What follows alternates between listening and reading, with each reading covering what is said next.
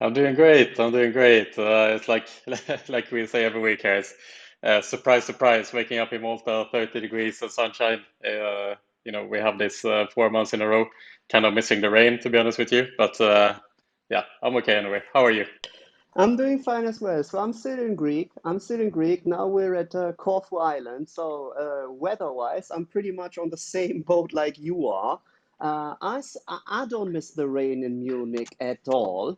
But for me, it's just 2 weeks off from Munich. So we'll be flying back on Monday next week, and then I'm happily looking forward to rain again, right? Amazing. So a long vacation you have there, Nico. How does it feel to be away for that long? Usually, the fingers start itching after a while being on vacation.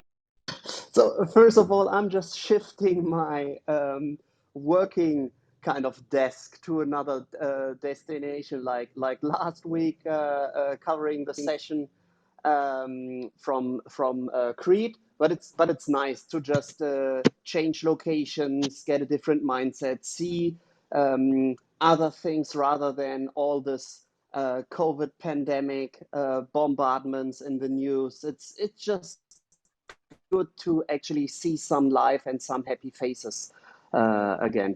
Difficult times, especially if you take a look at Afghanistan and how things turn out there. So pray to the Lord above or whoever is out there that things will get back to normal for each and every one of us. I certainly hope so as well. It's nice to hear the encouraging words, Nico, for everyone out there. Bogdan, good morning to you as well. How are you doing this morning? Nice to see you. Hello, good morning, and hello everyone. Well, doing fine, thank you.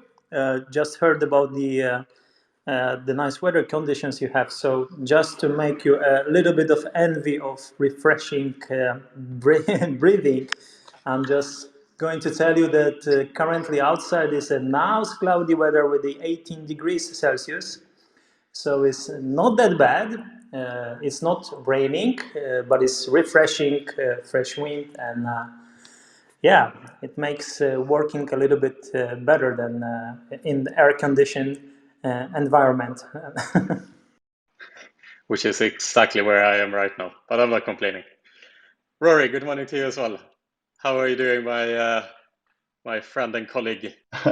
Good morning, everyone. Hope everyone's well. Yes, all good here. Overcast as usual. I think I report overcast every week. I think on this Clubhouse, but yeah, no, it's all good. So getting into, I suppose, looking forward to getting into more event season as we go forward. So things are starting to happen, which is good. People coming back off holiday, which is good, which means they're answering my emails, which is even better. And yeah, it's all good on this front. So. Good stuff, Rory. Good stuff to hear that you're doing well. Karolina, nice to see you back here as well. How is everything? How are you doing? How is SharePlay progressing? I heard rumors that you were gathering the team to see each other in person for the first time the other week. How was Yes, good morning. Yes, indeed, we had a SharePlay Connect meeting in Warsaw this weekend where all sort of 10 people that we've got in the company so far flew in. We're sort of anticipating lockdowns happening in Malta, UK, whatever next month. So we thought let's seize the opportunity and do some brainstorm. Yeah, it was great. It was everything, I wanted it to be, and I think it's coming together with your team for the first time is this reinforcement of shit, we really have an amazing team and an amazing company, and it just makes you so proud. awesome? It's a powerful feeling being an entrepreneur, and the highs and the lows. Of when you have these highs, when you bring the team together like that for the first time, you realize uh, how competent, how good they are. It's like you get shivers almost, when you enter this state. But that's how it is. The ups and downs of the entrepreneur. Yeah, I have to say when we all met Pierre back in June, it's a different world coming on board to a company where you're fully remote. But having that, how long was it? It was just it was 4 or 5 days together. But you get to learn so much from each other, and you get to know the person that you wouldn't normally have known. So I'm all for that thing. It is amazing when you all get together. You bond, an extra special bond as well. So it's definitely good for the team morale. That's for sure. Absolutely. And Katie, nice to have you back here as well. You've become a reoccurring guest on the stage now. Nice to have you back. How is everything? Hey, good morning. I'm so happy and honored that you want to have me on the stage. So, everything is good here. I'm also in the AC, so I can't complain. Very, very jealous of Shared Play and all the guys meeting up. So, I'm still working remotely, all alone by myself. So, Great stuff, Katie. And Jan, good morning to you as well. And Fina, CEO, how is everything on your front? How are things progressing? Hello.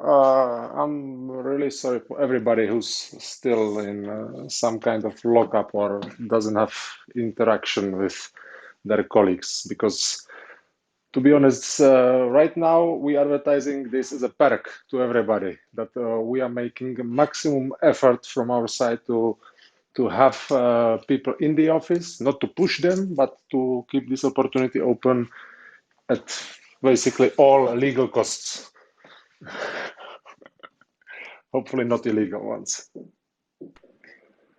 Hopefully not. That's for sure. And Hasse, Nico just mentioned the travesty of Afghanistan here as well. It's nice to have you on stage, Hasse, a good friend of mine, of course, and being Afghani yourself. It'd be interesting to hear what your take is on what is happening at the moment in your country of origin. Hope everyone is safe. Yeah, hey everyone, first of all, and thank you, Pierre, for inviting me up. Yeah, well, the situation is really uncertain. Nobody knows what's going to happen because there's an old saying, right? You can't teach an old dog to sit. And the people in power right now, they've showed previously that they don't really care about humanitarian laws or how to respect the general public and how to run a country. Basically, most of their money still comes out of drugs, and I think it's just a matter of time. They're waiting for the West and the press to leave so they can go back to their laws. I mean, you can see on TV right now that billboards with women's faces, mannequins, signs, they're all being covered up because they won't allow anyone to not wear what they call the niqab, so you basically just see people's eyes. So the situation for women and girls and children will be very, very difficult because even the education will be restricted to learnings about Islam. And this is not something anyone in the country wants to live with. But everybody's afraid, of course. They don't know what to do because West is about to pull out, and if they speak up, they might get in trouble. We've heard reports regarding they're knocking doors, taking people's names down, and making sure to locate everybody who helped the governments of the West and who supported them in the past 20 years. So, but we're just trying to hope for the best right now, since we don't know what will happen. I guess in a couple of weeks, we'll find out when all the people from the West have pulled out of the country. Yeah, it's horrible. I mean, we get fed certain information through our Western media, and it's horrible images of at the airport, people trying to flee and clinging on to the airplanes, falling to their death. And I mean, it looks really, really horrendous.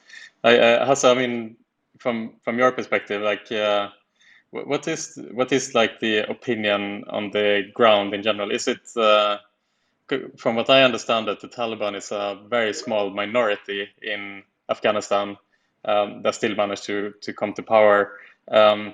Is the people in general very against the Taliban, or what's the opinion like there? Is there kind of a fraction of the population who are supporting the Taliban as well, or? It's really hard to say. They are a minority, and they have a tiny bit of support from villages, and I think that's also based on fear, because people don't really know if they speak up or if they don't show their support. I mean, just yesterday we could see that a lot of people went out on the streets, bringing out the Afghan flag, just to show them that we're not going to go back to the way things were before the invasion, when the U.S. came in to the country. So not a lot of people like them. I mean, especially women and families who have girls that are unmarried. They are really, really afraid of what is going to develop in the next couple of months, because they've received so much support from Pakistan in the past, and all of their teaching is basically based on sort of a tweaked version of Islam, where they've been taught that this is the way you live, and it doesn't really have to do anything with the religion itself. It's just basically their version. So yeah, people are, I mean, they're concerned. If you see people hanging onto an airplane, that will basically show you the desperation of what they're willing to do to just leave the country. Yeah, no, it's horrendous. What's going on? I mean, yeah, what can you say? It's a travesty. I mean, just a final question for me as well. So I don't know if anyone else want to chime in here, and if you don't mind me asking another question as well. Again, the Taliban was a minority force, and the Americans trying to arm the Afghan military for 20 years and creating a stable government. Like from your perspective as a country, like why were the Taliban able to take control over the country that quick after the Americans seemingly completely failed to stabilize the country for that long time?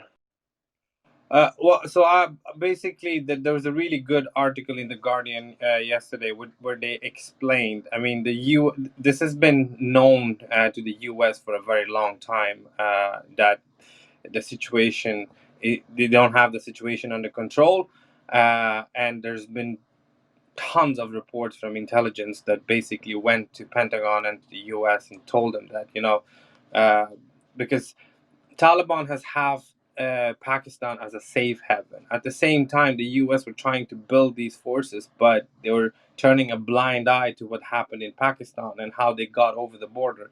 They say that it's 85,000 troops or whatever, but it doesn't really make sense because they're controlling the whole country, and that wouldn't be possible with 85,000 troops.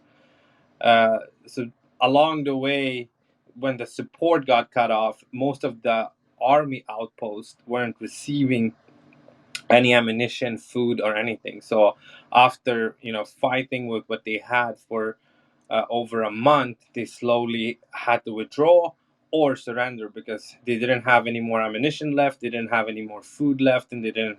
The air support got reduced from 100% to 10%. So basically, most of them were sort of stranded. They couldn't keep fighting because they didn't have the resources.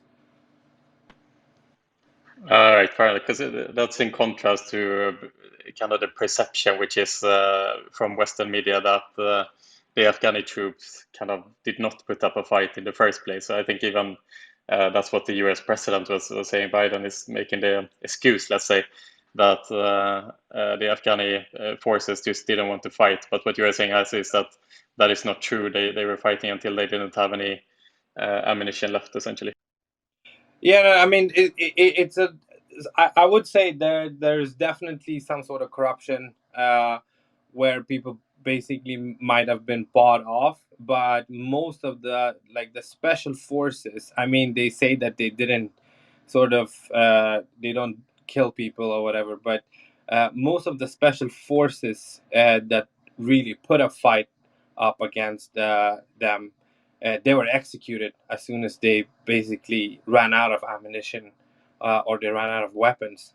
And when they surrendered, they were executed. And there is videos, firing around in social media, but they're just ignoring that fact that they basically, I think, 3 or 4 commando battalions of 20 people were just executed as soon as they ran out of ammunition.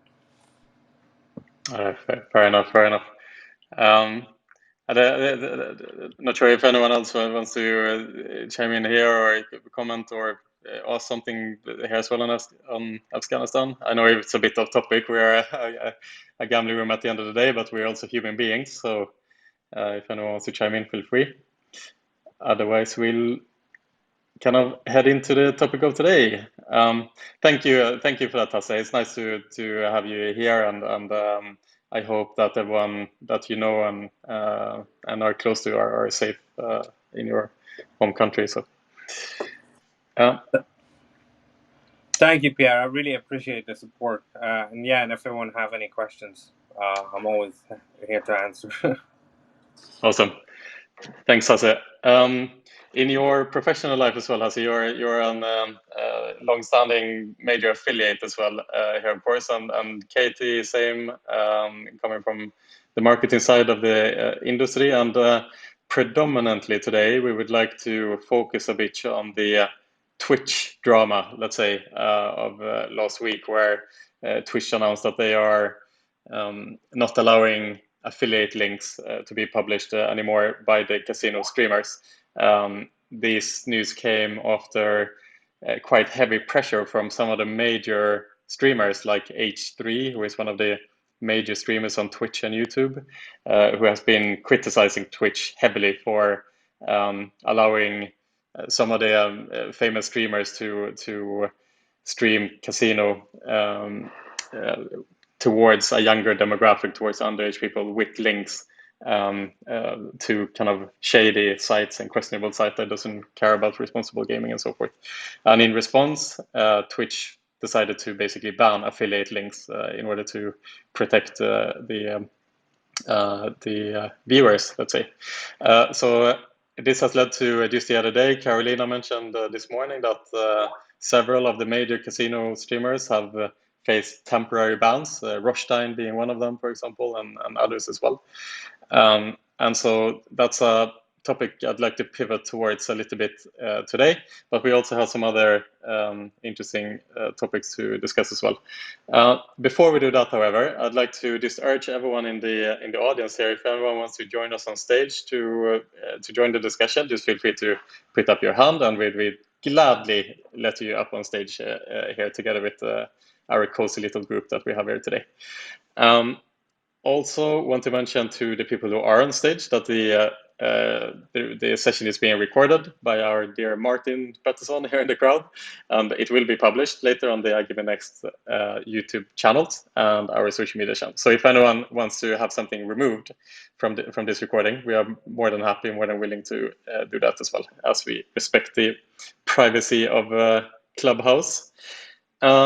So before we jump into the discussion, Nico, my good dear friend, I know that you have prepared an incredible summary of what's going on in the iGaming industry over the last 7 days. Can you tell us a little bit, Nico, of what your finding has been? What's the top most important movements in the industry in the last week? Thank you once again, Pierre, for this nice intro, which usually puts a lot of pressure on me, but I'm happy to just take it. As already mentioned from your end, and Twitch bans gambling links from streaming platform. I will just leave it with the headline and one or two sentences, but as I'm pretty sure we will cover this topic within the beautiful and awesome Clubhouse session we will have. So the Twitch, they have updated their content creator policies, and with a bit that they are restricting gambling adverts and advertorials during the broadcasts of the video streamers, which they already have. So it's I'm pretty sure Karolina we'll cover this within the session, and it's open for this discussion. So we will see one promising kind of advertising channel of our beloved gaming industry being closed. Another breaking news we have seen within the last 7 days is Sport Radar, and they usually keep it very, very quiet. They confirmed their IPO on the Nasdaq. So if you are familiar, or if you ever had the chance to get in touch with Carsten Curl, Carsten is one of the heavyweights which we have in the industry. He was one of the founders of former known Bet and Win, which had been renamed to BWin, and he usually keeps a very, very low profile. So as soon as something of his companies hits the media, it's usually big. So as already anticipated, Sportradar is preparing their initial public offering IPO at Nasdaq. The pricing and the volume is still not decided yet, but they already agreed on the ticker symbol for Sportradar, which will be SRAD, SRAD. So Sportradar, although they keep it very quiet with respect to pricing and volume, they lined up the heavyweights of banking with JP Morgan, Morgan Stanley, the Citigroup, and UBS Investment Bank supporting them first level. And on the second level, the second tier, they have the Deutsche Bank Securities, Jefferies, and Canaccord Genuity as their second level support. So just taking a look at these names, we know it will be big. Heading over to US and Canada, we've seen further numbers. The US Tribal Gaming, the National Indian Gaming Commission, representing all the US tribal gaming, they released some numbers. Although the overall numbers, the revenue is down roughly 20% in 2020 following the pandemic effects, they still represent a gross gaming revenue for 2020 of $27.83 billion. If you're not familiar with the US and how the tribal system actually works, so besides the government ruled states, you also have the tribal premises. So whenever gaming happens on a tribal premise or land, this will be linked to the revenues from a tribal. So if you just take into account that these roughly $28 billion for 2020 just represent a fraction of the US market, we can kind of get our hands or the estimates how the overall US market will be. And we are talking about crazy numbers. So heading over to the legal side, the state side, North Carolina, the Senate, the Senate committee passed over sports venue betting bills. So we will see sports betting being allowed in North Carolina within a short period of time. Speaking about craziness, speaking about the crazy US, the New York Gaming Commission has approved mobile betting rules. So, as already talked about,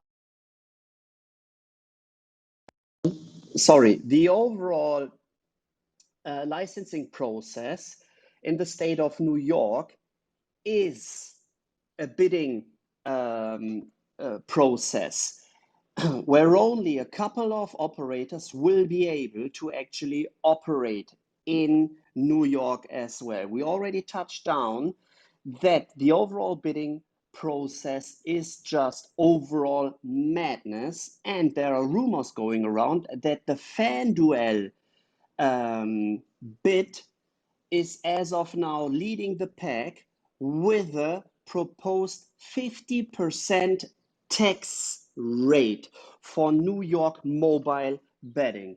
So as anticipated, we will for sure see crazy numbers within the overall licensing process in the state of New York. Heading over to the M&A side, we have seen some numbers of Golden Nugget because they released their H1 revenues. So last week we spoke about DraftKings acquiring Golden Nuggets for roughly $1.5 billion. And this week, the H1 revenues of Golden Nugget online gaming have been released with for H1 revenues of roughly $60 million. So for sure, DraftKings is supposed to doing good with the acquisition of Golden Nugget. Then PaySafe, they are extending their footprint in Latin America by acquiring SafetyPay for $441 million. So a couple of weeks or months ago, we spoke about the PaySafe IPO at NASDAQ, and they are reusing this money to extend their footprint in the Latin American market. Last week, we spoke about PaySafe acquiring Pavo Efectivo, and now they're buying SafetyPay, which provides e-commerce transactions via open banking and e-cash solutions in already 11 Latin America countries. So for sure, and keeping in mind that the pockets of PaySafe are quite deep, we will see further actions on the M&A side from the NASDAQ listed company as well. Then something we already touched on by beginning of July, the William Hill sale of the European-based entities, and it turns out that this seems to be quite difficult. So it was the bidding process started by the 5th of July, and big names actually tried to get their hands on the overall premises of William Hill. Some of them are either looking for the retail business, like Tipico or Betfred, specifically wanting the retail business, but the online business is also included within the overall sales process. So having this in mind, the big retail business, a quite promising online business, and an overall expected price of 1.5 billion pounds, this just keeps the overall pricing and bidding process a little bit complicated. But for sure, we will see someone taking over the Caesars-owned European business of William Hill. Heading over to the legal side, the regional court in Munich, they already ruled the filing on Lotto Bayern advertising illegally via their YouTube channel. And closing this week's wrap-up with Yggdrasil have been approved for the Greek market entry by the Hellenic Gaming Commission as well. So we see the Greek market, like the Ukraine market, gaining up speed, and on a week-by-week basis, we see further B2B solution provider or operators aiming for B2C actually being licensed for the Greek market. And that's it from my end for this week. Thanks. What an absolutely fantastic wrap up, Nico. Thank you. Thank you for that, like every week. Just to chime in here, you mentioned that the Sportradar IPO at NASDAQ is gearing up to be something very, very big. And just to put in contrast, before Sportradar decided to go the IPO route, they were considering to go public via a SPAC. And for those of you who are not familiar with this hype word SPAC that has been touted over the last year, it's basically where a shell organization that is already listed on the stock exchange would basically acquire Sportradar. So it's called a reverse merger, where the SPAC would basically acquire Sportradar, and they would become a public company that way. And they had a bid for 10 billion US by a SPAC that was turned down. So that just gives a little bit of a hint of how Sportradar sees their own position and choosing to go in through a traditional IPO rather than through a SPAC. So $10 billion, if we want to put that into comparison, Wynn Resorts, classic Wynn, is valued at $12 billion. So Sportradar is essentially valued as high as one of the biggest casino moguls in the world. So it'll be interesting to follow how that IPO is going to go down when they finally do go public. That being said, let's jump into the topic of today, which we're going to start off on the Twitch side of things here. As mentioned earlier in this call, Twitch has decided, after quite a lot of pressure from some of the major global streamers like H3, who have been bringing the let's say the issue of casino streaming by some nefarious streamers to debate over the last couple of weeks, which have basically gotten Twitch to act on casino streamers by essentially not allowing affiliate links to be shared by the streamers any longer on their platform. This came into effect just the other day, and already some of the major streamers have been facing temporary bans. Roche Team being one of them, being banned for 24 hours. And Karolina, you mentioned other streamers as well. So just to start off there, Karolina, from your perspective, what do you feel will be the consequences of Twitch decision here? And do you have any insights to share in general? What's your general thoughts here, Karolina? I'm gonna give just a very short opinion because I'm by no means an expert. I'm not a streamer or I don't sit in affiliate marketing, but this was not a surprise. We talked about it for a while that, there is a lot of talk about it. And I think some of these streamers, they brought it on upon themselves because the same way we're talking about sort of focus on responsible gaming, it cannot go in isolation from focus on responsible streaming. And there has been a lot of practices that were not responsible in how they were streaming and how they were promoting. So it's no surprise that this happened. Unfortunately, I think this is going to get just tighter because at the end of the day, Twitch is an advertising media. They're a global company, and their main focus is video game streamers. So they can't really jeopardize their reputation by allowing certain practices and links and promo codes for totally unregulated casinos that don't have proper KYC processes and age verification procedures. So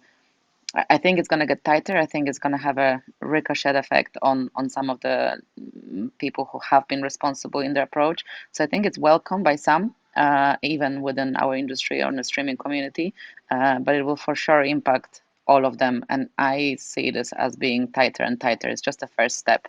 Interesting thing will be what YouTube gaming will do, because they don't have half of the restrictions of Twitch, and they, at the end of the day, they are also owned by Google, and Google is quite big on gambling advertising. So it'll be interesting how they position themselves in this aspect, because the easy solution would be for all the streamers to move to YouTube gaming, but I just can't see this being totally fully allowed if Twitch is speaking openly about restricting certain activities. Right, and not to mention that Twitch seems to be a lot more efficient and better at creating communities and drawing individuals into your community than what YouTube's version of Twitch is as well. I think it was Tobias of Casino Grounds who mentioned that their community on YouTube is just a fraction of what it is at Twitch. So obviously, if they would migrate, they would probably lose a lot of their liquidity. But Tobias Katie, was also yes, Karolina. no, just I tried to invite Tobias to the session today, but he's on holiday. But he has been speaking openly about the fact that he supports this kind of movement, because Casino Grounds has always been taking a stand against sort of fake money play and fake money streaming and the really expensive bonus buys, and showcasing the level of play that normal players should not aspire to. So as I said, I think within some circles within the community, this is a welcome move. For some others, obviously not, because it cuts the revenue stream. Right. Katie, from your perspective on as a marketer within the industry, I don't know, have you followed up on these news lately, and what's your thoughts in general on Twitch streaming and affiliation by this type of? I haven't followed the news so much. I think it came to effect, was it yesterday, 2 days ago, Tuesday? So personally, I don't think it was the right move to ban it, or like ban the streamers. Like you say, I mean, YouTube is doing it, so they personally, I just think there should be more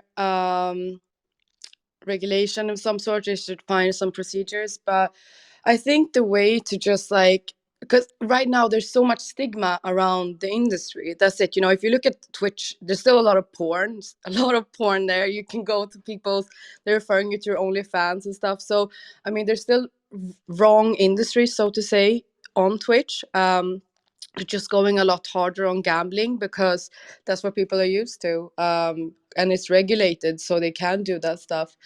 But this is going to come to other platforms as well. Like if you look at TikTok right now, I don't know if it's my algorithm, but I am being fed so many videos on TikTok about how people think that the live casino industry is only done by trafficking girls and drugging the girls. And there's so many videos on TikTok where they're just saying like, don't play live casino because look at this girl, she's like falling asleep and they're dragging her up.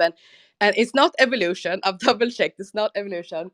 But I think we as an industry just have to try and help out to eliminate these black money casinos. Personally, like right now, I'm trying to stay away from Curacao licenses because of so many things, you know, we talked about here on Clubhouse. And I just don't see how I or anyone else right now can benefit the industry by working with shady businesses. So I think in one way we go back to Twitch. Yes, they're doing something, but I don't think they did the right thing, so to say. And hopefully someone will try to find a way with Twitch where we can do it in a good way. Maybe we can make sure that there's proper ads to make sure, you know, responsible gaming is known and stuff like that. But yeah, I'm not sure. I like the honest answer, Katie.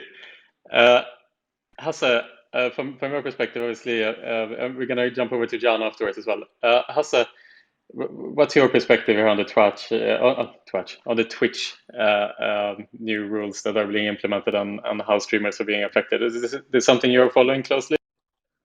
Yeah, I have been following it, and well, I've been in the affiliate industry for about 10 years, and I've been on the casino side, so I have an idea of how the Twitch traffic is, and I think initially this is good because now they're just, you know, putting their foot down. They might come up with a strategy along the way where you will have more age restrictions. Maybe the links are verified that these casinos you know, have everything in place. They have a KYC, they have an age restriction. Because I think Twitch sort of exposed a lot of young people as well to the casinos. And most of the time, the Twitchers weren't 100% honest because they will always have a deal with the casino where the casino will fund their accounts with thousands of euros and they will sit and play. And most of the time, their highlighted videos are the videos where they win big, which they sort of they create a different reality for people watching and giving them an idea of that, okay, if you put your money in, you might hit these jackpots and these bonuses. So I think it's a right step in the right direction when it comes to, you know, exposing minors to the casino industry. And as soon as they hit the right age, or they will try to create, I mean, there's been a lot of cases where 15 and 16-year-olds have used their parents' details and their cards and started blowing away a lot of money. And this is where they sort of get exposed to the casino industry and they get the wrong picture. It's not always, you know, you put in 100 euros and you walk away with 15,000. Exactly, and the question is like, why is this being done now and not earlier? And I think you raised a good point, Hasi, in the sense that it's the exposure towards the underage demographic that is the issue here. So I mentioned earlier that it's been one of the major streamers, one of the major how would you say, mainstream streamers, H3, he has been kind of exposing the fact that a lot of the larger streamers have been paid off essentially to start doing casino streaming in the US. And one of the streamers, his name is Aiden Ross, kind of like a celebrity. I guess these are the modern day celebrities, or the streamers and the influencers. So to the younger demographic in the US, the streamers are very much household names, and Aiden Ross was paid off to essentially start casino streaming. And someone made a survey that is something like 90% of his audience, and we are talking millions of people, are underage, and they are directly being exposed to gambling. And not only that, but Aiden Ross was playing for fake money without kind of disclosing that clearly. And like you mentioned, has a kind of portraying this romantic gambling thing where he would bet big and win big, and that would basically attract the underage viewers to, like you mentioned, nefariously start their own accounts with their parents' credit cards, and that basically got Twitch to act very quick here. So, Jan, I want to jump over to you as well, and Dorfina, like, what's your twist on this whole issue that is taking place at the moment? Well, I followed this quite closely because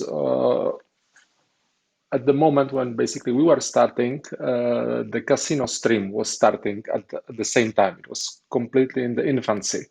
And we were lucky that in our markets, we picked up some streamers very naturally without any effort. And this is the way how we learned about this incredible marketing and promotional tool for providers.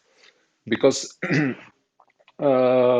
even though that everybody's talking about casinos, there is a very, very strong incentive to get teased into this kind of marketing for the providers. And it's obvious. If you look at it, you have guys, making 50,000 euro bonus buys. Well, if this appears in my back office, I need either an explanation or I will charge this money. So I just leave this up to everybody to think about this, that this is not a case of like 1-2 rogue casinos, but this is a chain of people that needs to take more responsibility. Because for us, for example, the affiliate marketing on Twitch, the best way how it's done is to send goodies, like small items, small bonuses, small things directly from us to the streamer, and then the streamer can distribute it to the audience. We believe this is the best way, and don't mess into this into the actual like which casino and the deposits and things like that, because then you enter into this dangerous area that is not even gray, but as you can see, like the society doesn't like it. And I would like to point out, I think, the breaking point, in my opinion, that happened, and you mentioned it, both of Hasse and you, Pierre, the moment when cross streamers appeared. So the guys that used to stream Fortnite, video games, StarCraft, whatever was the game of choice, they started to receive offer from casinos, and they didn't know how to deal with it. They are, just one-man show. They don't have a team around them that makes correct decisions for them, that tells them, look, stay away from this for you. You have a young audience, it can damage you. And I think that's the moment when Twitch decided to act, because it was no longer isolated. You didn't have this bubble of like, okay, this is the casino streamers and these are the video game streamers, and like everything is all right. And we keep it separate, as Katie mentioned. We keep naked girls in the pools separated. We keep guys watching video games separated, and we're doing everything correctly. Because I don't think Twitch wants to get rid of this. Twitch may be looking for a way how to just slap a little bit the industry by banning links, which I don't think it's effective in general, because I can think about 2 workarounds already, how to get around this, and the players and the the streamers audience will find out about this as well. So in my opinion, this is just a first step that they are testing the waters, how to not ban people, but just like, slap them and show them that we don't want you to do this, and they'll be probably waiting how the US gaming market is going to work out, because I think they will try to work out some kind of deal of official streamers for casinos or something along these ways. I think this would be the logical thing to do, so you can start banning all of the bad actors. Brilliant. Yeah, it's an excellent breakdown of the session. I'll be really interesting to hear. I see Tobias, you are joining us here on your vacation at the moment. Tobias Jansen from Casino Grounds, obviously right in the middle of this issue right now. I'd love for you to comment on John's sentiment here, and also what your thoughts in general on the new Twitch rules and what's going on at the moment. It'll be super interesting. Thanks for joining us today, by the way. No worries. Good morning, everyone. I kind of came in a bit into Jan's summary or opinions, and I have to say it's quite spot on from how I see it as well. In general, I would say that casino streaming has 3 types of streamers today. You have the ones that only stream casino, and on the ethical side, a bit more long-term approach, playing with the real money, trying to showcase a genuine experience, so to say, and also showing the ups and downs of gambling, focusing on education, entertainment, and creating some kind of value for them. And then you have the pure casino streamers that are very short-term, kind of money-hungry, play with casino funds and make shady under the table deal that they're not disclosing.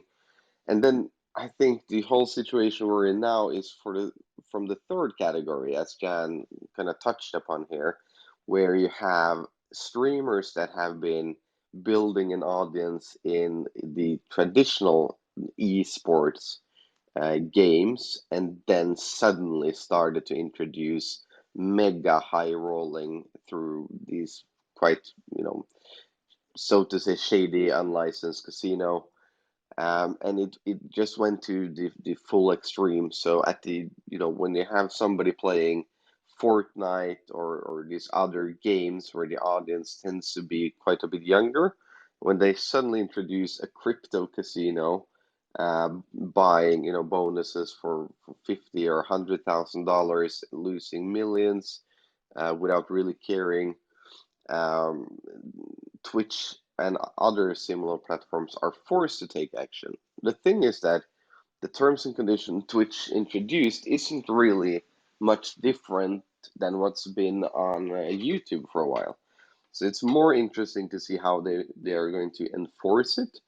But from the initial comments before this was introduced, it seemed that, a bit like Dan was mentioning, that Twitch they don't want to remove the category. The slots category on Twitch has actually turned into one of their larger ones. I believe in July it was the 7th biggest category or something.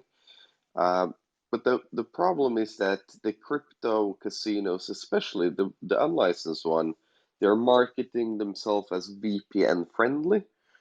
Some of the big streamers are sitting in America, and this gets quite bad, because when you have a VPN friendly crypto casino, without any form of KYC, and you combine that with a significant part of the audience is 13 to 17 years old, and they have no way of confirming the age of their player. The combination of this is kind of the worst of the worst. And I think that's what's landed us in this situation. Twitch were kind of forced to publicly do something. And then the last few days have been quite interesting. There was a number of streamers that got banned yesterday, but I saw at least one of them was unbanned as well, which I found very interesting. But currently, I think everyone in the streaming community and the streamers are quite cautious, trying to understand how Twitch will enforce this. Because the actual terms and conditions, which is you're not allowed to show or promote referral links to sites offering real money gambling or promotion codes, is pretty identical to what Twitch been having for years. So you cannot have what they define as a transactional link, which means directly to a casino. But also, as Jan kind of slightly touched upon, there are very simple ways around it. You can send the traffic to a affiliate site, which essentially is a review site rather than an actual casino. So the most interesting is to see how they will enforce it. My kind of hope is that they will heavily require the various streamers to document that the sites they're playing and promoting on is a licensed kind of serious operators that doesn't allow or even incentivize VPN traffic with no KYC from all over the world. But yeah, time will show. But for now, everyone seems to be extremely cautious. Very interesting to hear the feedback to be as here and the different sentiments. I don't want to take over too much here. So anyone on stage who have any questions for Tobias here, feel free to chime in. Karolina, perhaps, is there anything that you'd like to ask? No, I'm okay. Sorry, I was running, but I just wanted to invite Tobias to provide his perspective. I mean, I think a good question, because we talked about it before, Tobias. Do you think that YouTube gaming would follow with similar sort of crackdown? I don't think so. The problem, I had this discussion with a friend the other day. So apparently, I was unaware, but apparently about 8 years ago, YouTube actually removed all gambling content at some point. This was before casino streaming was a thing. But the problem with this is, how I see it is that a lot of the gambling content is quite important. It is educational. I mean, online gambling is in a lot of places legal and regulated and above the board. So to have information where people can learn and understand, what is RTP, how does the bonuses work, or just overall how is the experience, is quite important. And the example I had when discussing this, which I think is quite spot on, is that let's say there was some kind of trend on YouTube, Twitch, TikTok, any social media platform with video, where it was, chug down 1.5 liter vodka challenge, and suddenly there was all this content that was kind of harmful, especially for a younger adults audience, because they're easier to influence. But let's say that happened, it wouldn't be right for YouTube to remove all alcohol content, because that would include the sommeliers, wine tasting courses, and things that are not in the same category at all when it comes to being bad influence or unethical or whatever. And I feel it's a bit the same with what we've been seeing lately with the 50,000, 100,000 dollar bonus buys, or people that have been doing, $1 million+ sessions, because it's not something that is realistic, and they're not playing with real money. There is something there being done, whether it's, in most of the cases, also, as Dan mentioned, it's not only one bad party here. You have some kind of operator that is willing to, either add the funds to the account. We've even received offers from operators saying that they have developers that can kind of fake the transaction history for you. So it seems like you're depositing or withdrawing, but in reality not. But there is also, in many cases, the need of having game providers on board. Because when you're doing these $1 million loss sessions almost on a daily basis, the fee generated to the game provider is very significant. And it's quite funny when you look at all of these extreme sessions with 50, 100,000 buys and $1 million balances. Essentially, it's 3 casinos they're playing at, mainly one, but essentially 3 casinos, and there is a few game providers that sticks out, taking a lot of the attention, especially one. And so I know for a fact that in many cases the game providers also need to make a test account or something like that together with the operator, and then the streamer can play, with somebody else's funds. The casino don't generate a massive amount of game provider's fee, and the game provider gets free exposure, and the streamer gets some kind of set amount for the marketing plus some kind of um, rev share, or get to keep a certain percent of their cash outs, etc. So there is several layers here in the chain that needs to be held responsible, and that's what makes it quite complicated. It's hard for the authorities or the regulators to understand all the moving parts.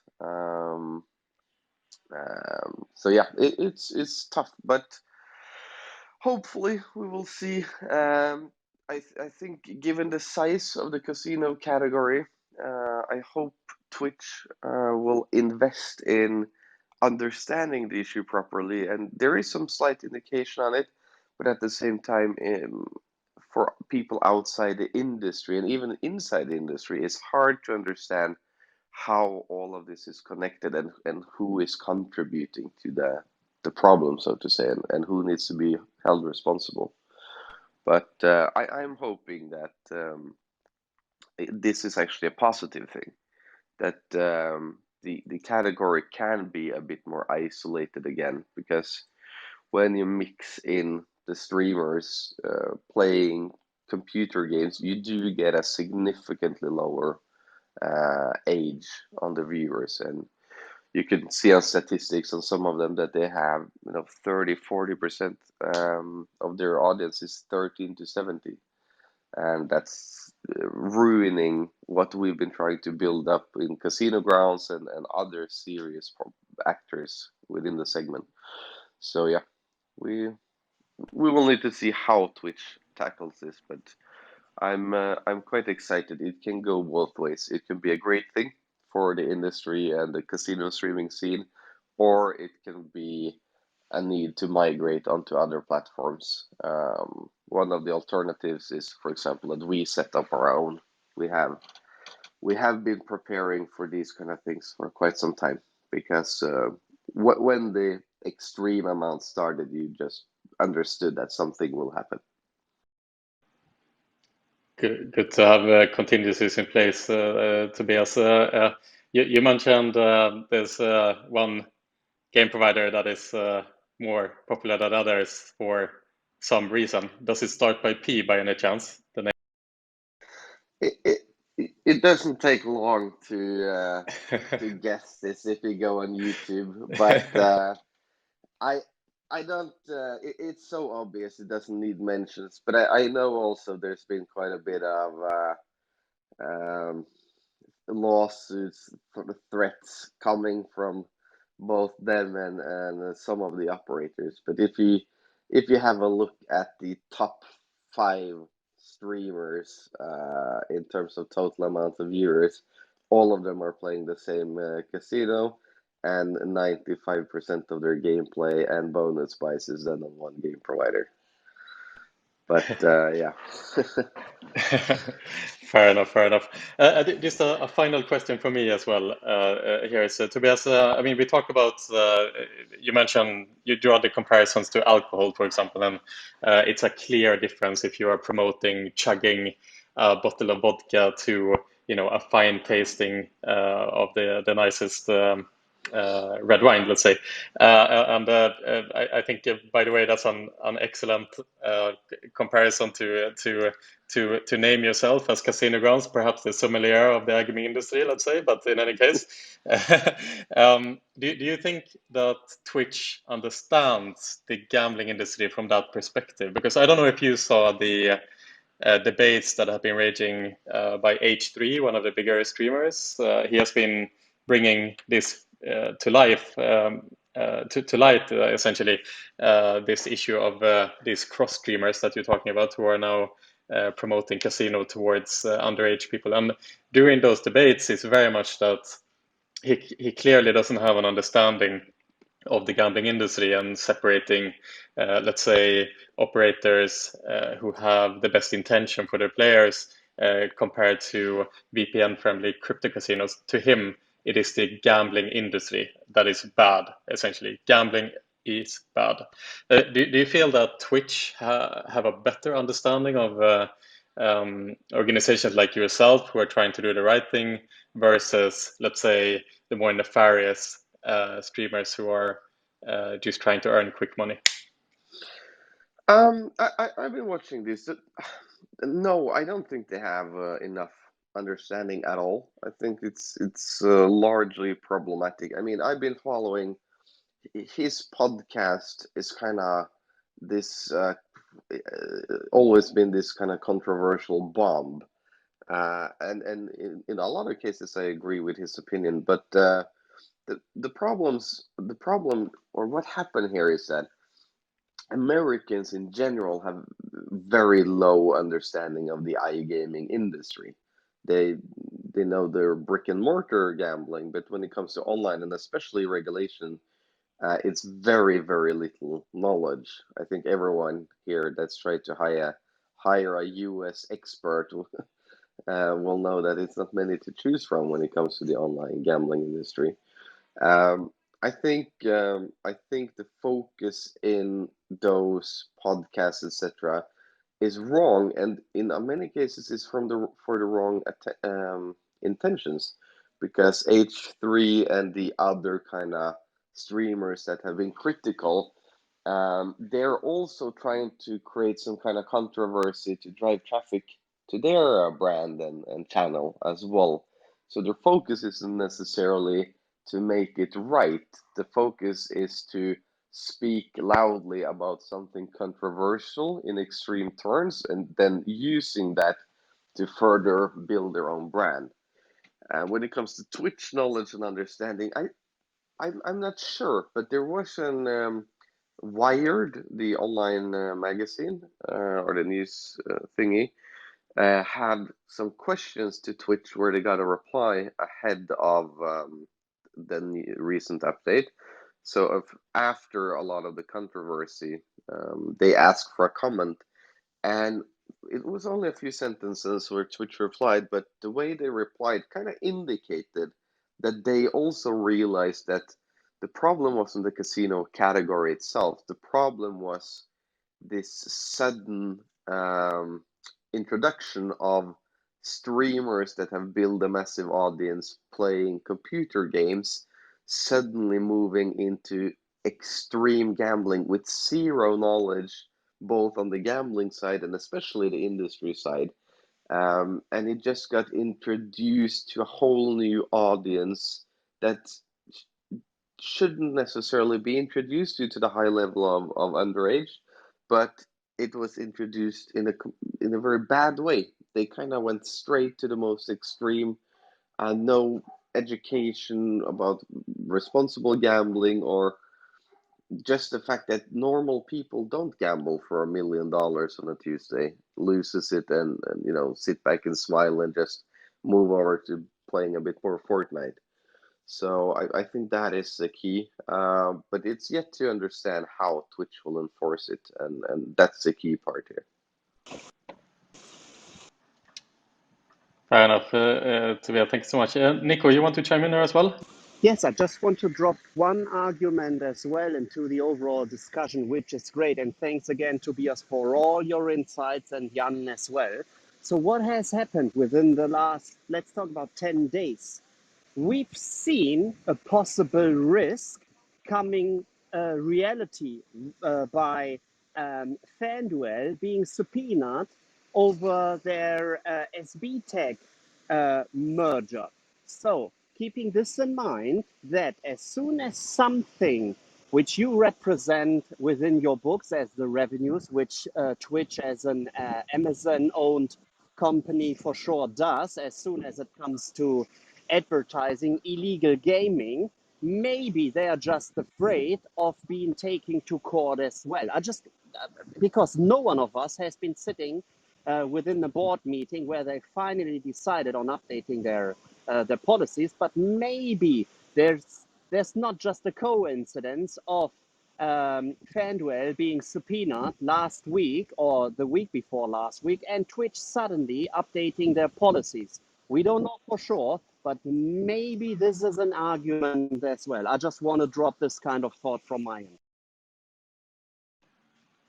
Interesting. Yes, a different perspective. Tobias, final comment here.